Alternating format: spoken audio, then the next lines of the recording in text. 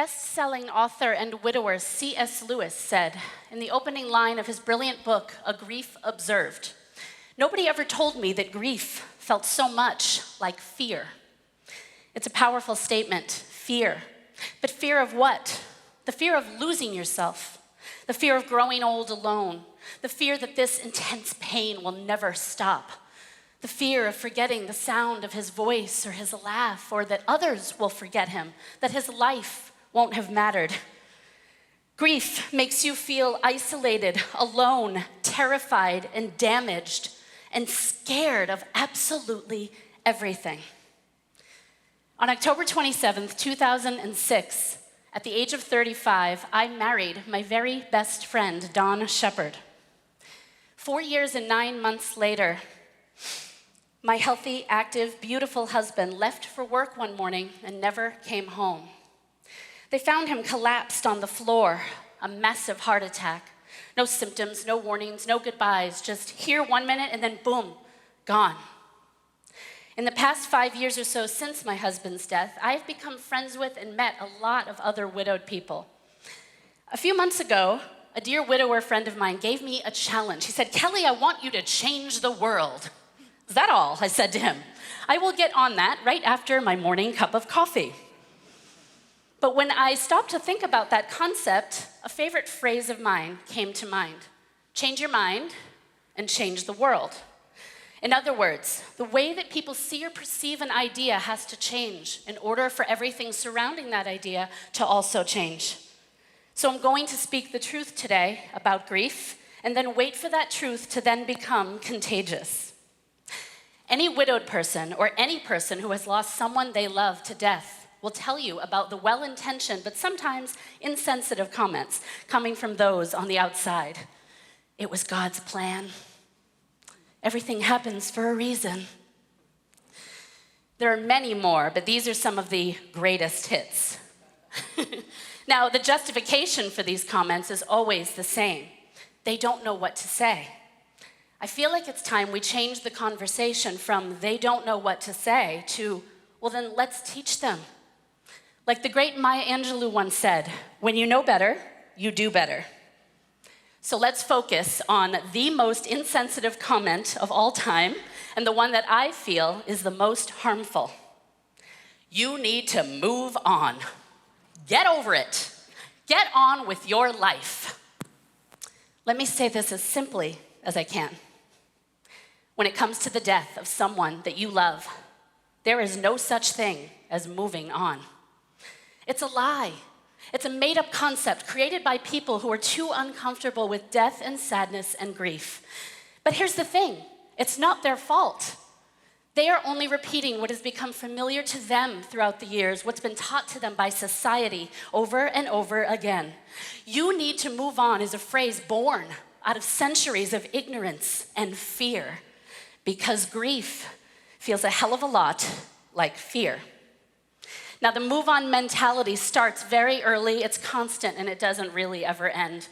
Within minutes of my husband's sudden death, I was attacked with questions. Will you be donating his organs today? Would you like cremation or casket with that?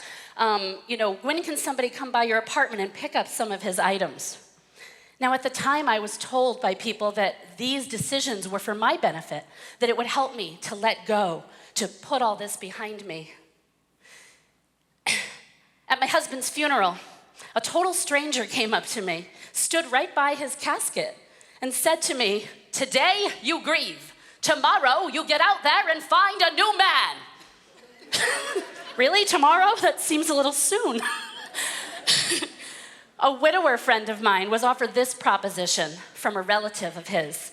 "For every picture you take down of you and your wife from your bedstand, I'll give you $50. A widow goes to the cemetery all the time to visit her husband, and she keeps a lawn chair in the back of her car so she can sit with him at his gravesite.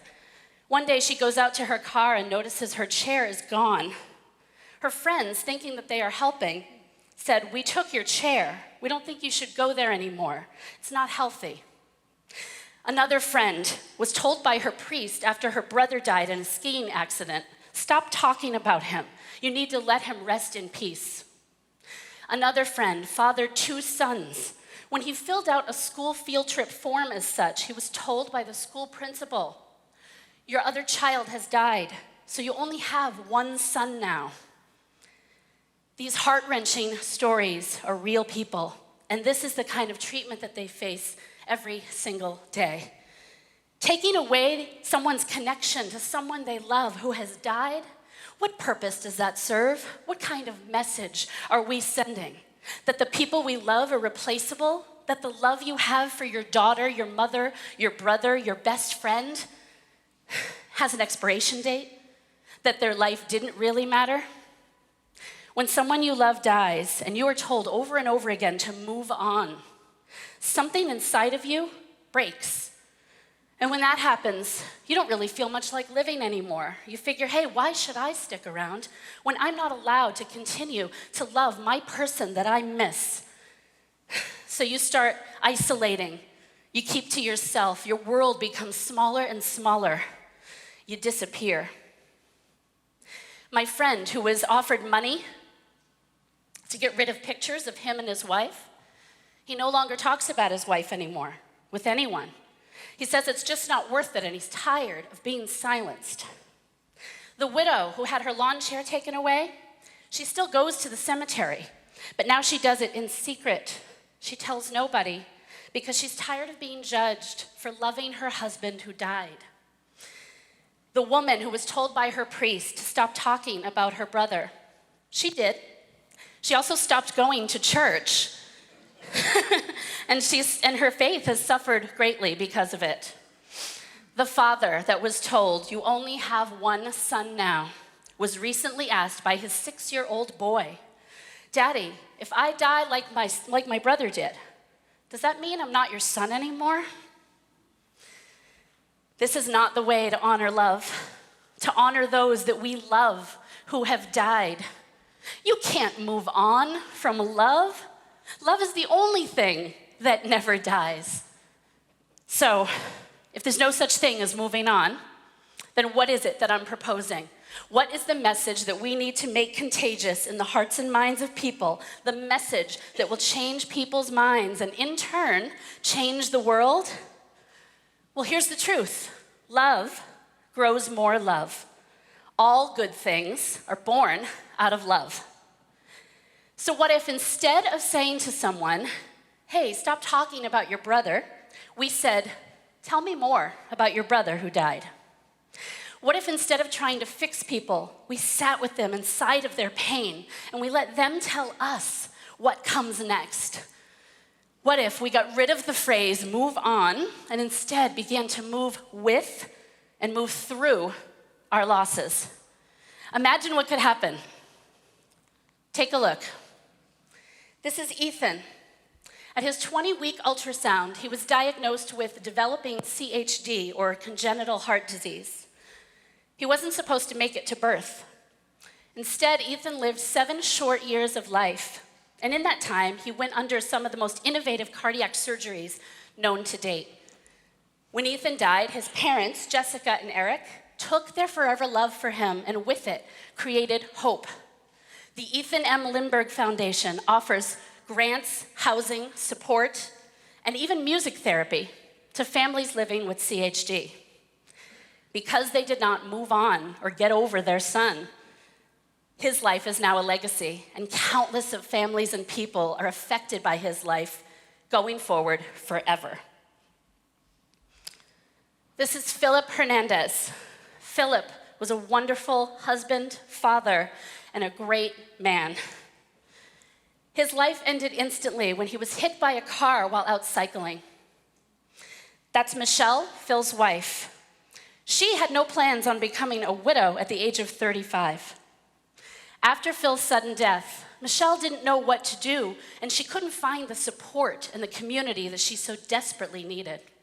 So she built it.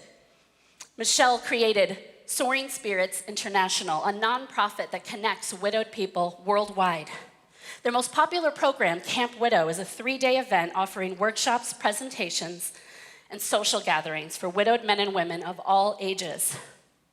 If Michelle had listened to the countless people who told her to let go of her love for Phil and to get over it, her life would have continued down the road of isolation and loneliness. Instead, her foundation has served over 3 million widowed people worldwide and counting, all because she made the choice to live and share Phil's life forward. On the right there, that's Michael. Michael is Michelle's husband today. He knows that just because Michelle found love with him does not mean that she is over loving Phil, nor does it mean that the pain of losing Phil has magically disappeared. He knows that the heart expands and that Michelle's love for Phil is part of what makes her the great woman that he loves today. Not only does Michael support this, he's a part of it. Michael is the Camp Widow photographer. Meet Shelby. Shelby was only 7 years old when her mom, Megan, died from cystic fibrosis. Mike, Shelby's dad, Mike, met Sarah at Camp Widow in Tampa, Florida. Sarah was there because her fiancé, Drew, died in a helicopter crash. Drew's parents have made the choice to continue to love Sarah as an extension of their love for their son. Megan's parents have chosen to do the same by continuing to love Mike and Shelby. Now, Shelby knows that Sarah is not her mother, but she is a mother figure, and the two have formed a really special bond. You see, Sarah was just about Shelby's age when she lost her own mother. So every time the two are around each other, their hearts heal just a little bit more. Back to this picture on the left under the Christmas tree. It's about 2 weeks before Christmas. There's a knock at the door. This giant box arrives. Inside it, present after present after present from Drew's entire family.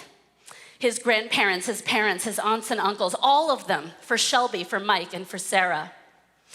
This 9-year-old little girl who had not enough time on this earth with her own mother, now giddy with joy as she opens multiple gifts from Drew's family, a man she has never even met, but whose life and death is now exploding into an avalanche of love right on her living room floor.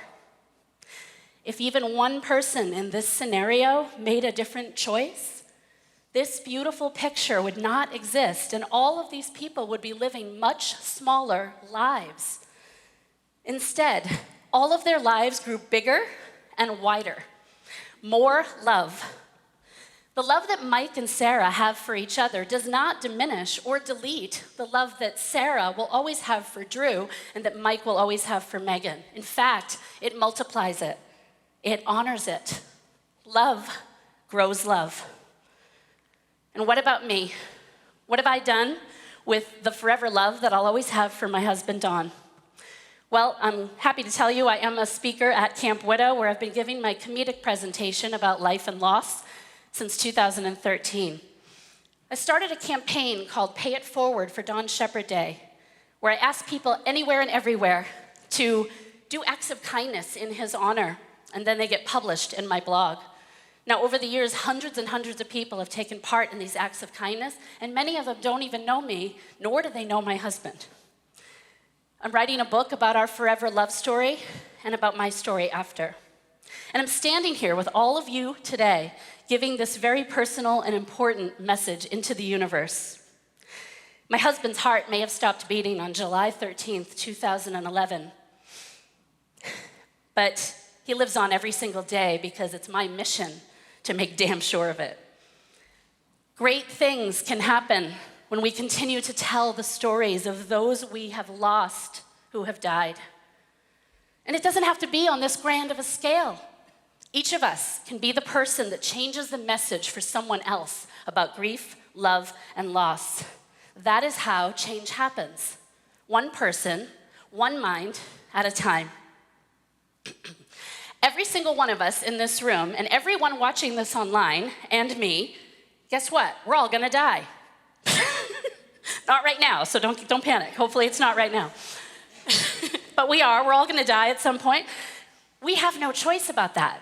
We have no choice about that. But guess what? We do have a choice about how we talk about those who have died, the language we use. So let me ask you this. When you die, Do you want to be forgotten? Do you want people to tell your loved ones, hey, get over it, get over her, get over him, move on, stop talking about that? Or do you want the people who love you to use that love to create a life for themselves filled with joy and purpose and meaning? Isn't that what you deserve? Isn't that what we all deserve? The question that is asked in the closing song of Lin-Manuel Miranda's hit Broadway brilliant musical Hamilton is this: when my time is up, have I done enough? Will they tell my story? Will they tell your story? Who tells your story? My wish for everyone here today, for each one of us, is that when our time is up, the people who love us never move on. The people who love us, they tell our story.